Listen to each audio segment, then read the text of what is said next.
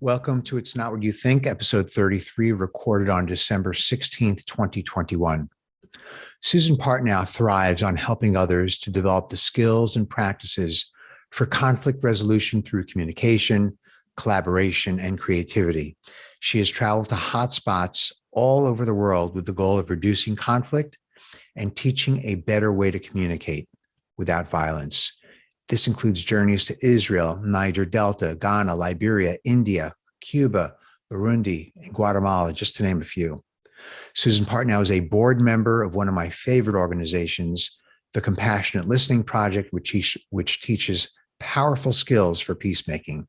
I've been talking about Compassionate Listening Project since this podcast started, and now I get to have someone else to talk about it from firsthand experience. It's Not What You Think podcast is available on YouTube and Spotify, so please like, comment, share, or subscribe on your favorite platform. That is enough to continue to allow us to produce this show. Our interviews are with people who may have opinions different from yours or mine. So while we keep an open mind, just remember, it's not what you think. Hi, Susan. Welcome to It's Not What You Think. How was your week? Really good to see you, Morty. It's a good week, deep, dark into the winter. Looking forward to the solstice. Yeah, it really impacts one's state of, I'm embarrassed to say, it impacts one's state of mind, at least in my case. It's easier to do things, to be active outdoors when the sun is shining, or as the reason I'm embarrassed to say that is my teacher, Lama Lanang says, everyone is a great Buddhist practitioner when the weather is nice and the food is good. I love it. That is so great. Yeah. So, but yeah, it's everything's fine. Getting used to the darkness early. I think it's a good reminder for the cycle of life. Absolutely. Yes. A time to go inward and be quiet and cultivate the seeds that will come out in the spring. Yeah. It's definitely a good reminder. Otherwise we could just, keep doing the same old, and then you don't realize that, now that we're so westernized and civilized and technology based, it's very easy to ignore the changes. Mm-hmm. And certainly climate change and all that stuff is a good reminder as well. So I really wanted to talk to you about your work in the, I'm very envious, and I only mean that positively, when I read about the work that you've done over the years in conflict resolution and the Compassionate Listening Project. And actually, I apologize. Before we get into that, there was something else you mentioned last time we spoke, because I asked you, what's your meditation practice like? And what you described to me, I thought was extremely relevant, extremely applicable, and might be very helpful to people who are watching. So can you describe that again? Because I know it's not your typical sitting there, close your eyes and watch the clock go by, although you might do that too on occasion. Yes. Well, I don't remember exactly what I said, but I would imagine I shared that I've studied some with Thich Nhat Hanh and his practice of mindfulness in every moment. So I think my practice, rather than cutting out a big chunk of time to sit, it is to call myself to presence and awareness. Like even in this moment, beyond this screen, I have a lovely view of the gray sky and the bare trees that just shout out it's winter time to me. But being present to that and grounded, feeling my body, bringing myself back to that throughout the day. That is really my practice. Noticing, becoming aware, trying to remember, I'm washing the dishes. Right now I'm measuring the coffee. I really worked on that today, because I know half the time if I don't meditate in that way, before I notice, like, wait, how many did I put in? Did I put the coffee in? But really being present to it. And it slows time down to the speed of wisdom. It's a saying we love to share in compassionate listening, and really opens us to life, to this amazing, wondrous river of life that is in every moment different. So how and when do you remember to do that? I know in the various Thich Nhat Hanh campuses, that's probably not the right word. I think they have a gong or a bell that goes off maybe hourly or every so often, and the people kind of stop. And that's a great reminder. Yeah. So I guess you could do that with your iPhone or any phone. But how do you do it? It sounds like because it's very easy for me. If I didn't have my seated meditation practice, just let the day rip by 200 miles an hour, like you said, half the time paying attention, half the time distracted, thinking and doing something completely different. So how do you just train yourself to do that whenever it comes to your mind? I think a lot of it comes with embodiment work. So I've learned to really be attuned to my body, to how I'm feeling. Am I relaxed? Am I tight? Am I anxious? And if something is said to me or happens and there's a visceral experience, I'm really aware of it. And that brings me back to the moment and brings me back to remembering to breathe, to be present, and to be open. So, and how have I don't know, it's taken many years, but it's really paying attention to how things land. In our language, we say, how does it land? Where does it land? What's happening? Is it closing my heart? Is it opening my heart?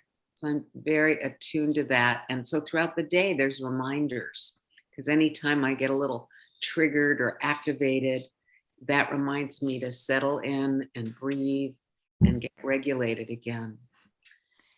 And then I do have a morning practice that I'd say I'm at least 90% of the time good at doing. And I learned this from lovely teachers, Joel and Michelle Levy. And that is to notice the first moment you're awake, that you're awake. And so that usually happens for me while I'm still in bed. Occasionally, I'll be racing through the day, as you said, and realize, oh my God, I forgot to be awake, that I'm awake. But usually it's when I'm lying there. And then the practice is to check in with my body, really scan that, what's going on, and then what's happening in my heart and my emotional landscape. Then check into the mental landscape, the state of my mind. And then a beautiful question Thomas Hubel always asks is, and who is it that's aware of all of this? Mm-hmm. And then, am I feeling kind of attuned and synchronized? And what's my intention for the day? So that I love that practice to bring into the day. And I think it helps me get set with that settled, grounded place. So then I notice if something knocks me off of that. Right. So just coming to the present moment right out the gate. It is. As much as you can. This reminds me of a Zen story where the monk asks, I'm sure I'm going to ruin the story, but you'll get the gist of it. The monk asks the teacher, something like, what's the secret? And the teacher, writes down in the sand the word attention. And, but the student was looking for something much more sophisticated than that. So he asked him again, no, what is the secret to achieve enlightenment? And so he writes down again and again the same word, attention. And then, he says, but of course the student won't let go and asks the same thing. No, what's the real secret? And of course the teacher goes, right. Attention means attention, like attention means attention. Yeah. Yeah. It's as simple as, I want to say as simple as that, but of course it's not simple. Well, and I always find the things, they are so simple and profound. It is simple, but it's elusive and profound. And it makes me think, I love that book by Aldous Huxley, gazillion years ago, that I read, Island. Mm-hmm. The island, the birds were trained to speak attention. Attention. So I also like to imagine and hear that, like everything is speaking. Attention, attention. So you're a co-founder of numerous organizations, all with similar goals dedicated to healthy, effective ways to communicate or conflict resolution. I love the conflict resolution part. As I mentioned earlier, I'm really in great admiration for what you do, Leah Green, the different projects. I can't think of many things that are better than that to help the world. Yeah. From my tiny little vantage point. So, because and I know you're involved with many projects, I'm only knowledgeable about the Compassionate Listening Project, which I've talked about numerous times on this podcast. Wonderful. Can you describe for our viewers what that is and how that works? Sure. The Compassionate Listening Project, which evolved out of our work. So the roots were in one of the world's most intractable conflicts in Israel-Palestine. And we began there hoping to bring listening to all sides, that would bring healing. And it led us on a journey of discovering, well, how do you really do that kind of listening? And I do believe listening is the balm, is the key, is the healing, the way, the path to healing. But it's very challenging. It's, again, as we were saying earlier, it's simple, but elusive. It's simple and profound. So with our experience in the Middle East and our study with Jean Knutson Hoffman and Leah Green's work with others and all of us, we, through the years, have evolved what we call our 5 core practices. And we've found very powerful exercises and ways to convey and help bring people to the practices and have ways to develop their skill and their capacity. And a lot of it's what we've already been talking about: to be present, to be centered, to be in your body, to be fully present to the other person in our listening and in the connection between us. So we're listening with our spiritual ears, with our whole body, to what's not being said as well as what is being said. Yeah, I remember when I first bumped into a Compassionate Listening Project, I think it was 2003. I believe they were nominated for some kind of karma award in a yoga magazine. Yeah. And I remember looking at that going, that is, I was shocked. I was totally shocked by it because of what it did. And the fact that I think that by me speaking and me, capital M, doing, and me thinking I'm going to be able to change myself in the world. And this just comes from the whole other end of it, which is, okay, in Buddhism, we talk about speech, mind and action.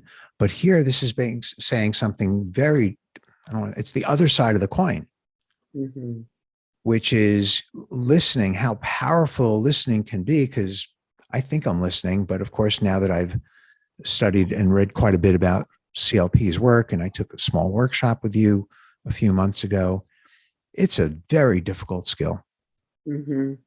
Yeah.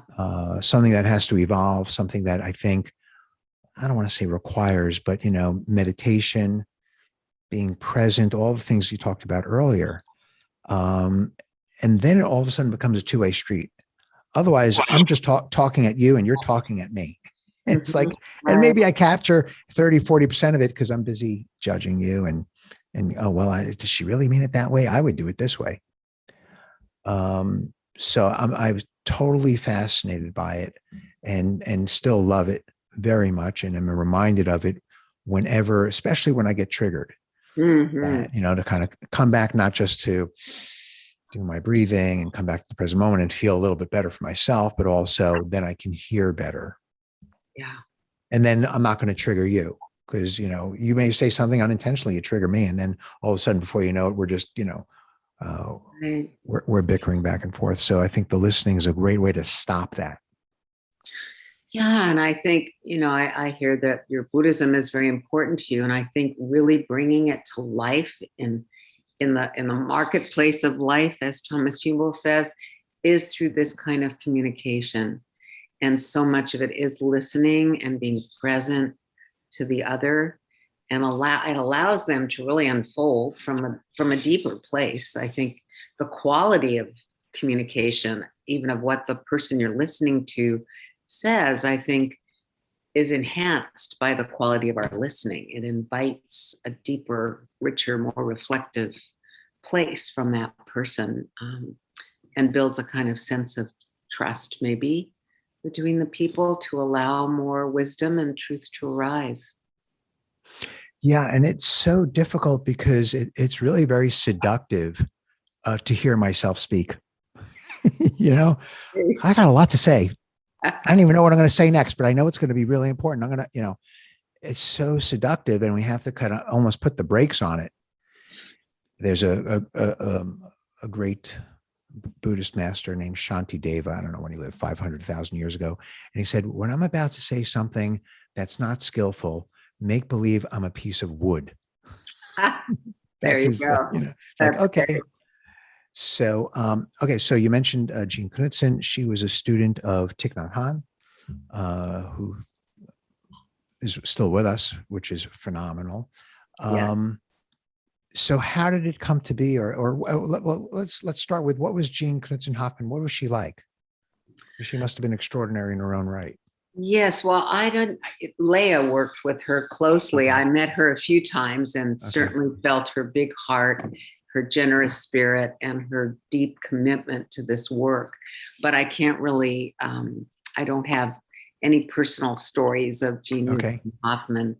But I do know that her practice was, she would pose a question, or actually a quote. You could look at a quote, like maybe what you were just saying, or why is it so hard to listen, or forgiveness is necessary to have a future.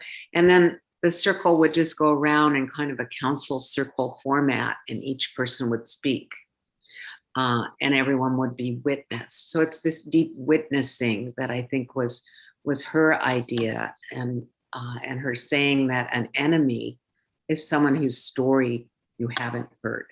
So I love that. An enemy is someone whose story you haven't heard. So when we hear that person's story, when we really see and feel and connect to their heart, to their core essence, then we understand and know, oh, if I had those experiences, I too might see it that way. And very much the work is based on, I think it was Thich Nhat Hanh coined the term interbeing. Mm-hmm. So we are all the same children of stardust, right? And so when I feel like somebody is an enemy, or I feel disconnected from them, in Valerie Kaur's words, she's a wonderful, amazing teacher as well. She would say that this is a part of me I have not yet met. So can I get curious to understand you, because you are part of me. I am part of you.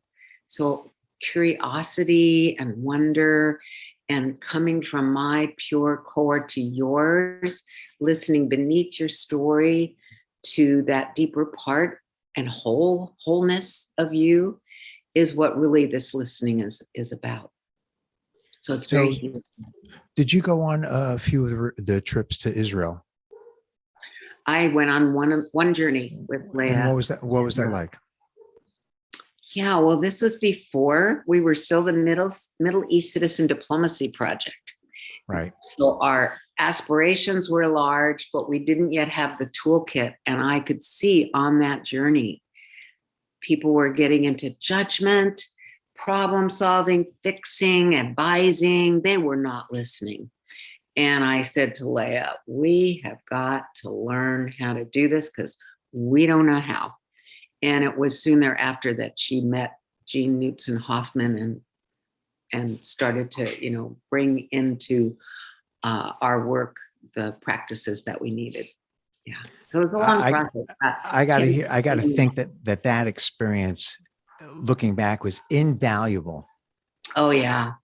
Well, yes. To know what kind of mess this could be. Oh my goodness. Well, because I think what I really came away from that trip was truly understanding the concept of cognitive dissonance. So cognitive dissonance is how we as humans have to feel in harmony with ourselves. So we have to believe what we're saying. We have to make our values fit our actions. And of course, they're so often not in congruence, right? So we either have to change our thinking or we change the story. We absolutely are shapeshifters and we don't see it the same way. So when I listen to all these different amazing individuals and groups in Israel, Palestine, people on all sides, conservatives, liberals, progressives, Orthodox, Palestinians, Jews, just all sides. And they're all looking at this Israel-Palestine land, speaking their truth very earnestly and honestly, and they're all telling a completely different story. But they're not lying or making it up. It's the way the mind, it's a hall of mirrors. So it was very humbling and sobering that it's not, because I realized it's not just they who are tricking themselves. How am I tricking myself? Mm-hmm. What am I thinking? What propaganda or distortions or we're starting to understand in the United States, our nation's history, that I was not taught. What other lies are woven into me that I need to discover and uproot? Yeah. Yeah, what's really amazing is it could be things like that, which are very real, which we'll call it misinformation, or propaganda, brainwashing, whatever words we want to use. But it could also be as much as illusion. Yeah. Because, I remember, talking to my wife about something. We meet someone and, oh, why do you think he did such, or something like that, or someone, an employee. And I'll say, I don't know half the stuff that goes on in my mind. I'm going to try to guess the motivation. Right. It could be 1,000 things. Absolutely. Why was Susie late today? Why is she always late? Oh, because she says that. It's like, and you can even ask Susie and you may not get a clear. Right. So it's just such I don't even want to say complicated, that really gives it too much credibility. No, I think it's a hall of mirrors, as you were saying. Hall of mirrors, it works for me. Back to what we said in the beginning, attention. What were we attending to? How much did we miss? What is it that showed up on this screen? And then because of my experiences, what am I really zooming in on? We pay attention to what we believe and what we know. I mean, we teach this, it's called the ladder of inference. So for example, let's say you and your wife last night decided, oh, let's get a pickup truck. We really need one. And let's make sure it's a Toyota.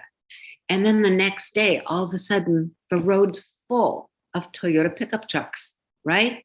So many, because they affirm to you, yeah, that's the good thing. But there were just as many or as few the day before. But now we're focused. We're primed to pick up on those. We attend to what we already believe and think is important. So we are all getting totally different stories at the same moment.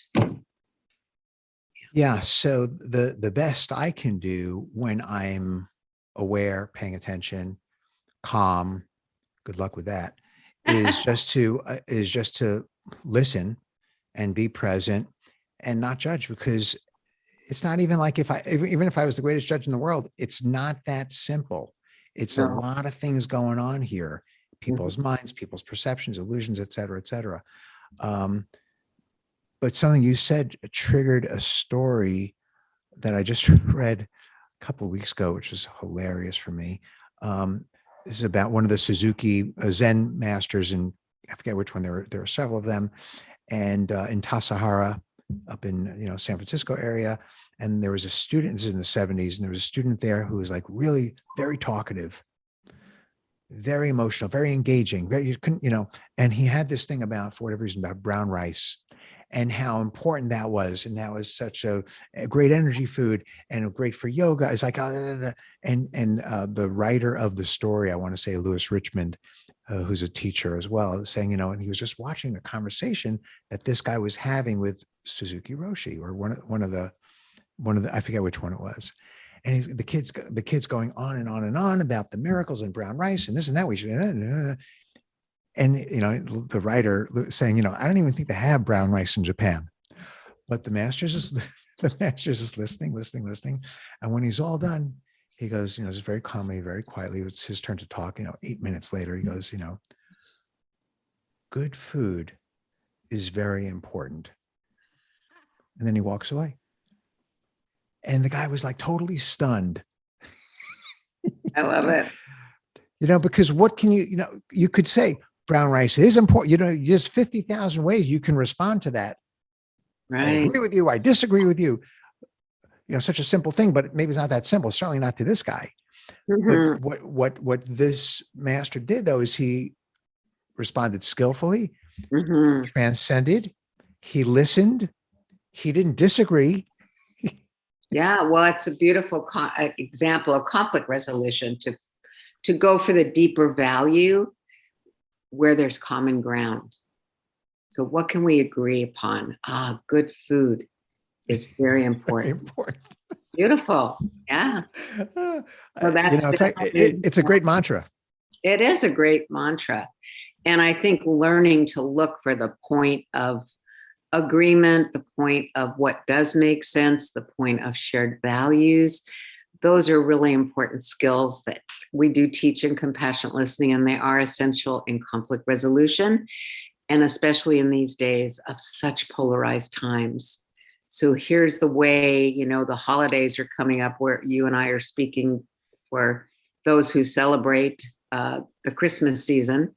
They may be finding themselves in their families, and our families are so torn apart these days.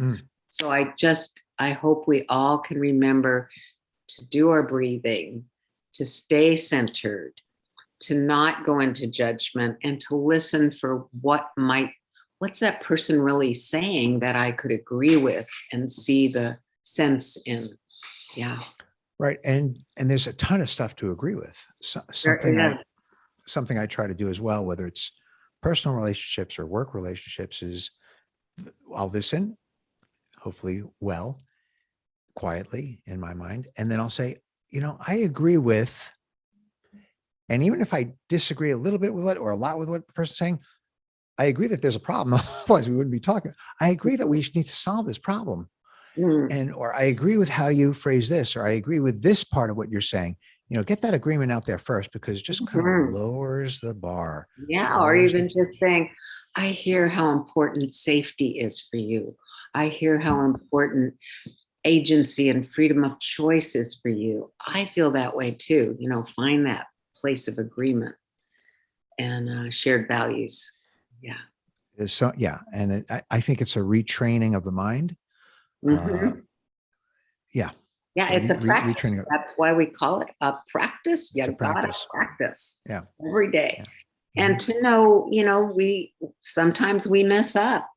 And instead of going into shame or blame, to just say, oh, wow, that's so interesting. How did that happen? And what can I do next time? And then really mentally kind of rehearse and practice for next time, rather than replaying over and over the recording of what did not go well. That's going to get you ready to do it that way again. So instead, next time I'll remember. Right. Yeah. Yeah. That recording, playing that recording that doesn't go well, it reminds me of, I'm not a skier, snow skier, but apparently instructors, when they're teaching beginners how to ski, one of the instructions is don't look at the tree. Because if you're looking at the tree, that's where you're going to go, so same thing here. Don't play. There's no need to play that record over and over again, which we all know we do. I find sometimes I'm thinking about something that happened in first grade. It's like, what, how's that going to help me? It's not. Right. In fact, it's going to dig that groove in even more so, but turning it into something more positive, which is, okay, like you said, next time I'm going to be a piece of wood. Next time I'm going to take 3 breaths.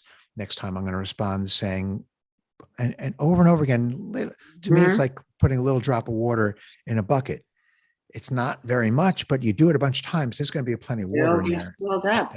And also the story you're sharing just reminds me of self-forgiveness as well. Like, No wonder you said that when you were in the first grade. You were a child. You didn't know any better. You can really feel for that little you did the best you could, give it some tenderness. And now that I'm a grown up, what are some other ways that I could respond in such a situation? But, What a great, judgment won't help. it's a great reminder. And that's because that's how we have become who we are now, is from telling ourselves all of these stories over and over and over again. And now that's how we view ourselves. And the more we do that, the more solidified our sense of self becomes. And the more solidified it is, when I do get triggered, the harder and the harsher my feeling and my response will be. So as we can start to dismantle that sense of self with all those stories. Yeah. And what you're saying is don't tell the story over and over again, but if something there to fix, let's fix it and let's look at it and let's move on. Yeah, be kind towards it. Be kind and listen. What was going on to little Morty? He was a wonderful kid who did the best he could, so kindness and compassion towards ourselves and our younger self is really important, because then it frees the energy up, I think, that's frozen in that. And I think we have close to 0% of that in the Western world. That concept of, because we are who we are now as a result of whatever we've said, done, been in the past. But the judgmental aspect of ourselves to what I said, should have said, could have said, how come they didn't agree with me? I could have said it, it's like, whether, I don't know, I need to say it's guilt, whatever, but all of that is ancient history. Yeah. And even if I could have said and done it better at the time, based upon what I knew and who I was, I did the best that I could. So, absolutely. So that sense of forgiveness of oneself is a very, very, I think, it's almost invisible. It never doesn't come to mind. Well, I hope it does now. Oh yeah, for sure. It's a beautiful practice. Yeah. It's a beautiful practice. It softens everything. It's really important. It softens. It lets everything kind of like. Yeah. Yeah. I heard this wonderful thing that forgiveness is letting go of all hope for a different past. Yeah. Yeah. And I do fervently believe that each and every one of us does the best we can in every given moment. Why else? No one wakes up saying, how can I be a total jerk today? We might act like one, but that was the best we could do in that moment because of whatever it is that's happening. So that helps soften my heart towards myself and towards others. We do the best we can. What do we need? How can we support ourselves if we're not doing so well? What's going on? What do we need?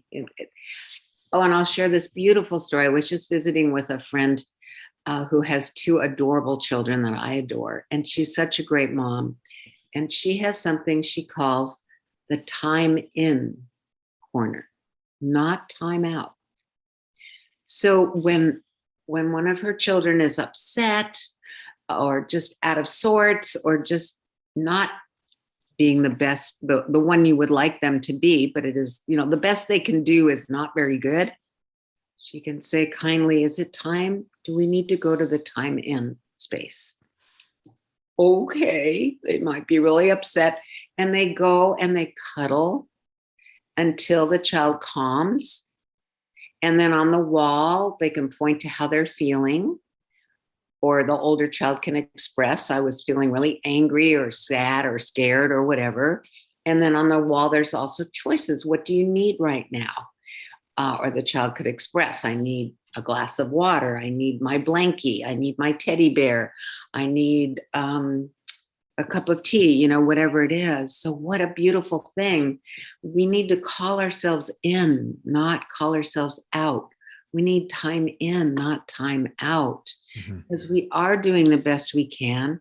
Let's be kind to ourselves and then think, what will help me right now to get back to that centered place where I can make better choices.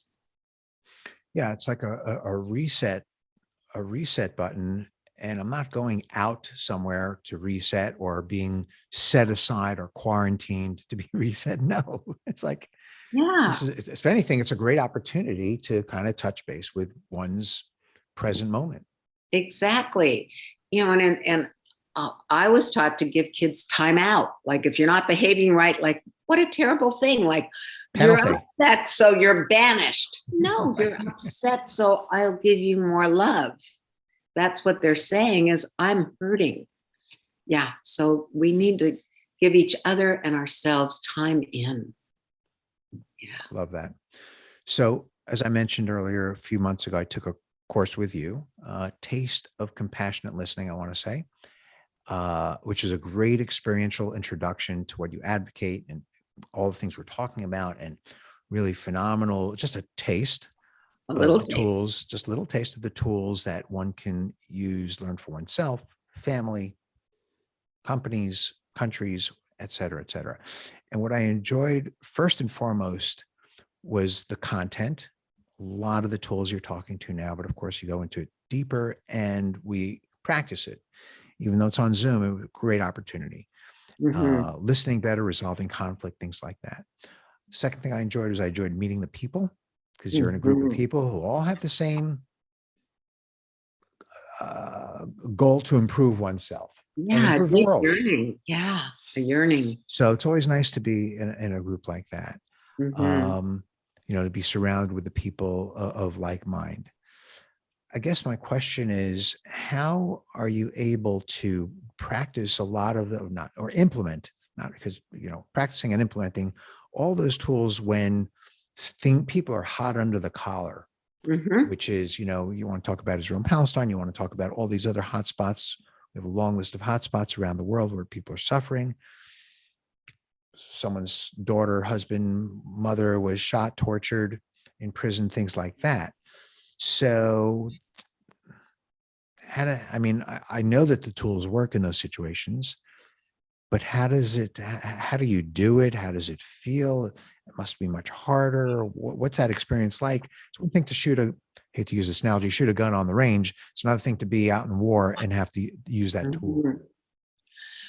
Are you asking how we do it when we're actually in Israel, Palestine, or in the What does it middle feel? What does it feel like? of? How easy is it? I didn't ask a very clear question, because the whole concept of taking these incredible tools but bringing it into Yeah. a place that is so hot, to Mhm. me, is just it's shocking, like I said Yeah. earlier.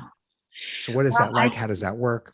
yeah, in a way, it can be almost easier than in our daily life where you and I may be speaking and all of a sudden some big conflict arises and we weren't expecting it. But the way we set things up, and I'm remembering the most recent time for me it was actually Zoom, and we were bringing together people who are vax and anti-vax, which is about as hot as the Middle East right now in this country. And I knew my job. I was there to be a listener and to bear witness. So even when I was listening to the person whose views were very contra my own, and I have a lot of passion around it, I knew I'm here to listen. So I'm not here to respond or get into an argument. I'm here to listen. So I was able to keep myself centered and remind myself repeatedly to listen underneath the inflammatory things I was hearing to what was the value that she had. What was her experience? Where did this come from? What were her feelings? What were her needs? What were her deepest yearnings? So I was able to hear the pain of how they were feeling disconnected from their community. I could really relate to that, even though it was from the other side of the issue. And I could affirm that and reflect that for them. I could hear they were concerned for independence, for safety, for all these values. And then I could see how they melted as I was able to reflect those values. And what we find in these situations is when someone then feels heard, they start to soften. And then there's a little more room for curiosity to arise, for a space to arise, for them to be interested in the other. So in the really polarized situations where we know we're coming as a listening delegation, we know it's our job. We've created a structure, a way for the conversation to go. So we'll, in the Middle East, for example, we'll listen to someone for about 20 minutes or so without stopping, just listening. And then a few of the people who have been trained, or maybe it's everybody who's had some training, will give some reflection back at those levels I was saying. And then the person may feel moved to speak more. And sometimes it goes even deeper, and they're able to be a little more vulnerable and a little more open and not as defensive. And then we may ask some deepening questions. You know, what gave you the courage? What's the source of your strength for that? And, you know, you really start to hear and see from the whole person. And then we would always end such a listening session with appreciation, because even if we didn't like what we heard and it's from totally the other side, we saw they were vulnerable and they came as speaking from the heart. Yeah. So I'm hearing a few things. One is, and I don't know if I shared this story with you last time we spoke, but I interviewed my second cousin, who's a rabbi in Florida, and he was telling me a story that his neighbor was from QAnon. And I don't know really that much about them, just from what I've read in mainstream media. And I asked him, well, how do you know, how would you speak with him about anything other than, oh, you know, hey, you have a really nice lawn. I mean, that's nice and everything. He said, well, the first thing I would do is I would try to have a set a time when we can have a cup of coffee together. Mm-hmm. A good setting. Yeah. Meaning, don't do it on your way in and out of the elevator. Right. Don't try to change anyone's minds about vaccination, not vaccination in a Facebook forum or in a 2 or 3 minute drive-by. That's part one. So that preparation, which is, and in your case, preparation is, hey, we have a lot of people that are trained. Not only we have a lot of people trained, but we have a structure. So you're going to speak for 20 minutes and someone else is not, you know, get out of this whole bickering, you know, this type of situation, which you see online quite a bit.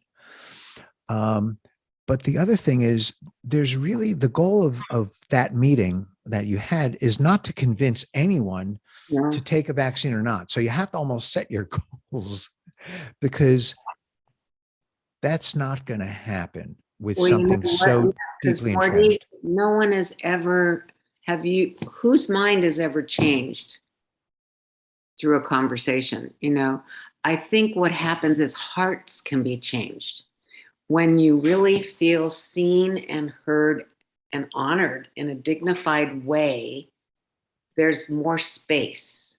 And so perhaps curiosity arises, maybe doubt, I don't know. I would like to think so, but I don't know. I could feel the change in me. Let me share that part, because as I really listened deeply, I really could understand where people were coming from who had the opposite view. And it was a little scary to allow room for that, because who is certain these days? There's so many unknowns. And I could see they took the territory of the unknown and went off that way. I took it and went off this way. But there is a territory of the unknown. So I could really meet them there and not feel quite as fierce. And I feel a lot less, is that true? Sometimes I feel less angry and triggered by the conversations because I have a little more compassion and understanding. But yes, you can't set up the conversation so that I can change your mind. I really have to earnestly be interested in hearing and listening to you, reflecting you. And then, yes, our other practice, it's not just listening, but we speak from the heart. But now that if I've listened and you feel heard and there's a connection and a little trust between us, now I might say, would you be willing to hear how it is for me? Okay, so I'm not trying to convince or change you, but I'm saying, would you be willing? And usually by that point, yeah, sure. And then I'm going to only speak from my own experience. Not like, I think you people are so crazy and I can't believe that you whatever, but here's how it is for me. Here's how it impacts me. Here's how it scares me. That's what I'm really concerned about. And then there can be a really generative conversation because we've both been heard and seen, and we can see that messy place in the middle that it's not that clear. And even if we don't change our minds, we've built some understanding and trust and less othering, less seeing the other as this monster or crazy person. Yeah. Right. So the goal is not about, just to be clear, is not about changing people's minds. It's not about trying to convince them. It's not a debate. If anything, if there is a goal, one might say, hey, the goal is just to build bridges. Because Yes. building bridges is, like you said earlier, interbeing. And we can disagree. Yeah. We can agree to disagree. Yeah. I Well, may the even be, Golden Bridge. I remember William Murray, a wonderful teacher of conflict resolution, talked about build a golden bridge. That who could resist going across the golden bridge? You know, I'm listening to you so richly. You feel so seen and heard that you're willing to step to my side to see how it is for me. And we can now embrace in our disagreement, you know, and really honor each other and probably both be changed by it to some extent, some new space, some curiosity. Yeah. yeah, I think he wrote that, Getting to Yes, I want to say. Mm-hmm. Yes. Yeah. So I think that's the beauty of it as well, is it's not trying to change people's mind, win an argument, or get someone to do something the way I want them to do it. It's just more about building bridges, lowering the fences, the polarization, and that would be success. And simply by listening, it's all you have to do is listen. And then, of course, if you can share your own views, that's great too. But and we can agree that, and there's no right or wrong here. This because I'm just telling you how I feel. Well, I'm and scared. I'm angry. And things are so complex and it's scary to us. It feels much safer to feel like I know what to do. I know the way and fight for it, you know. So I'm remembering, I have a WhatsApp group I have relatives in Israel. They're very conservative. My nephews, grandnephews have all gone through the army, of course, because they're young men in Israel. And I know, you know, and I sort of always show up as a stand for Palestinians. That's just where I come from because they are seeing it totally from the Israeli perspective. So I just try to raise the questions, you know, keep people a little uncomfortable and thinking about it. But I remember it had gotten really intense with this one nephew. And because he's fighting for his country, defends it, and the army service is so meaningful to young Israelis. And when I was able to make sure I was really coming from that heart space, I remember I reflected back. I really hear how deeply you love your country and how much it's meant to you to serve in the army. And that shifted the whole conversation. Because then he felt heard and seen. And then he even could say, and I really hear you, Auntie Susan. I feel really sad about many of the things that I saw and the ways Palestinians were treated. Right. It shifted the whole thing. It reminds me of Bertrand Russell, famous British polymath. Not to be absolutely certain is, I think, one of the essential things in rationality. And we want to be certain. We all seek to be certain. We all seek for stability, for truth, for knowledge, but things are just messy. It's just some things you just don't know. And if I do think I know, and I think something's a fact, well, someone's going to have a different perspective. Yeah. And it's not a right or wrong. That's their perspective. You can't say their perspective. That's just how they feel, how they view it based upon whatever information they have. So that's inspiring to hear how you handle that type of polarizing conversation. And please note that I'm, like none of us, not perfect. I realized it was getting heated, not the way I wanted it to go. I took a breath. I reflected. I realized I need to do what I teach, reflect its values, and it shifted the whole thing. Yeah. So. Yeah, definitely not easy. So something else I wanted to ask you was in 2020, there were a lot of protests in the Seattle area. It's an area you live in, triggered by the George Floyd death resulting from police abuse. What were you experiencing? What were you thinking at the time? Given all your background, your training, how you were feeling, what was going on in your mind when that craziness was going on? Well, wow. Yeah. I mean, it's been a voyage of many years of unlearning what I really can see was my colonized mind and not seeing the injustices in our world.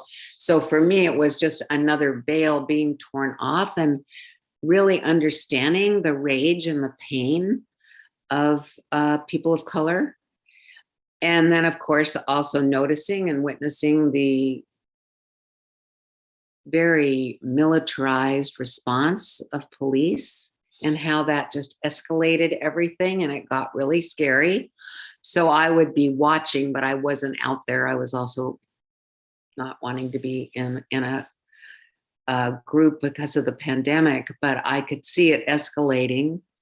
And I think there are many factors and a lot of tragedy that happened from it. And our nation is very wounded, and I hope we can have many healing conversations because there's so much trauma, and it's really easy for someone like me, maybe you, I can only speak for myself, but I have a pretty comfortable life, pleasantly middle class, roof over my head, plenty of food, all of my needs are met, plus at little extras.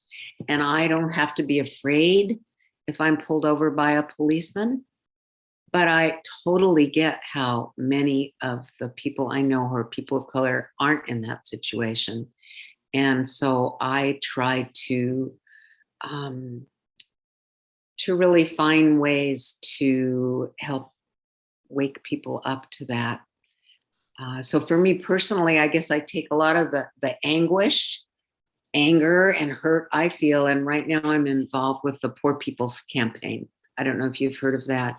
No, please tell me. It's some call it the third Reconstruction. There was the Reconstruction after the Civil War, and everything unraveled and went back. And then there was the attempt with the Civil Rights Movement. And really, we never completely healed it. And things have gotten rolled back with some people call it the carceral state, all of the incarceration. Right. And so this is Martin Luther King's last dream, was to bring everyone together. It was not just a matter of race, but also poverty and all of the isms, and bring everyone together as a fusion movement. And now we realize it's also militarism, and it's the environment, and it's all of these things. So Reverend Barber from North Carolina, who was doing the Moral Mondays for a while, when there was a lot of reaction to the need for trans people to have access to bathrooms. And I mean, North Carolina was really reactive, and he led these Moral Mondays. Now he's leading the nation in this movement. And in June, the hope is, who knows what's going to happen with the pandemic by then, but hopefully, because it already got postponed from 2 years ago when we were all supposed to go, hopefully we can en masse show up in Washington, D.C.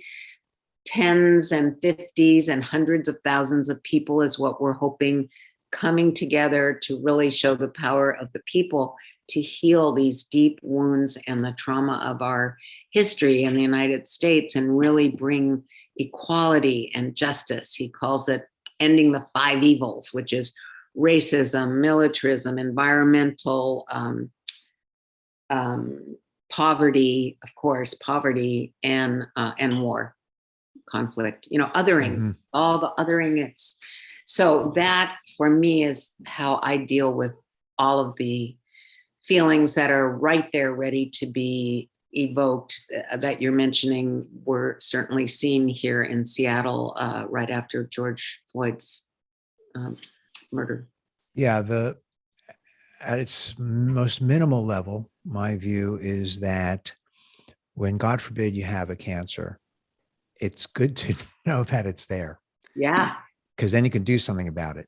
Yeah. And, this has been growing now for hundreds of years, right? Mm-hmm. Maybe even thousands. Let's say thousands of years if we want to, Well, Western civilization brought us to this point where we are disconnected from one another, disconnected from nature. We don't feel our interbeing, and so we can exploit one another. Yeah. Absolutely. So so from that perspective, the last 5 or 8 years, I think we've made a lot of progress in diagnosing the problem. Yeah.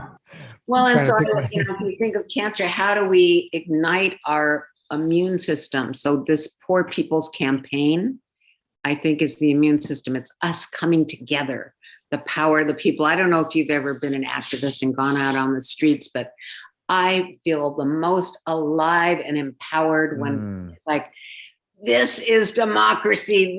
These are our streets. They belong to the people, we the people. So it really excites me and inspires me. And if anyone's listening, I urge them to look online, Poor People's Campaign. Join us. Poor People's Campaign.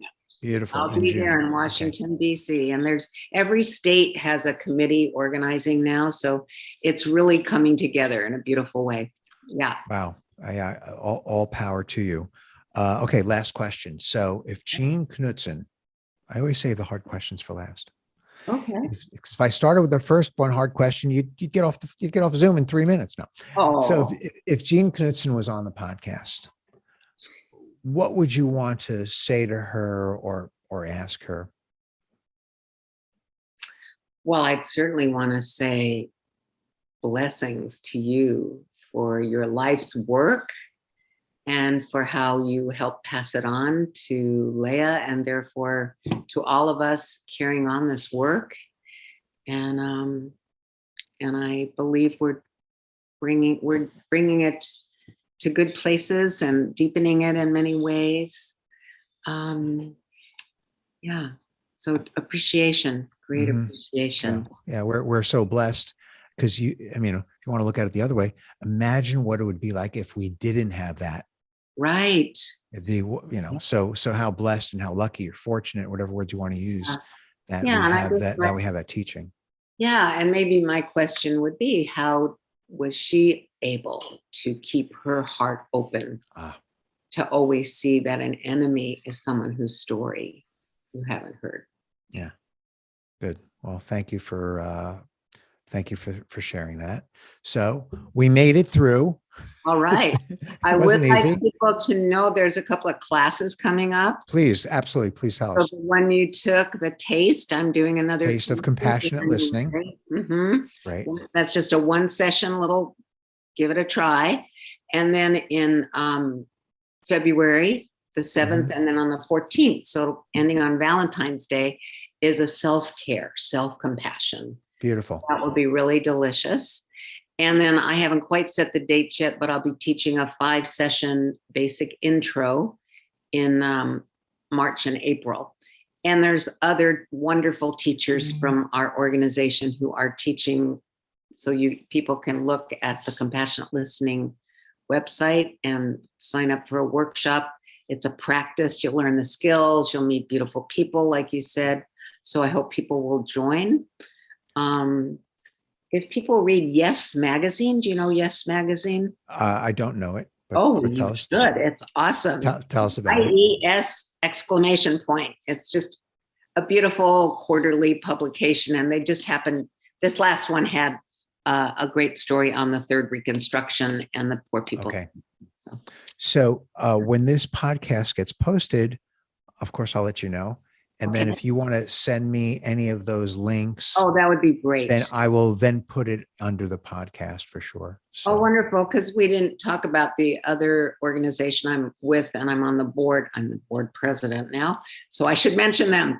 please. It's called ACL, Global Awareness, Courage, and Love. So it's very aligned with compassionate listening. And we have chapters all over the world, 40 different chapters, countries, and people come together our mission is to combat the epidemic of loneliness. So it's a beautiful space for people to come together. It's a wonderful organization and a space for people. So I will also please include that. Yeah. I'm more than happy. I'm honored to be able to put that and present that with the podcast. So, okay. Wonderful. We made it. Thank you so much. It was so glad. Technology didn't win. Technology did not win over our desire. There you go. All right. And I hope the editing isn't too onerous for you. Let's be fine. Thank you for your patience. All right. And stay safe. You too. Thank you, Morty. Good luck. Good to see you. All right. Thanks. Bye-bye. Bye. I hope you enjoyed our talk with Susan Partnow. Please like, comment, share, or subscribe to the It's Not What You Think podcast. It really helps us continue to produce these episodes, as well as invite other guests from around the world. If you have any questions, comments, or concerns, or would like to hear any specific guests on the podcast, please share my email, mortylevine@gmail.com, or visit mortylevine.com. Remember, it's not what you think.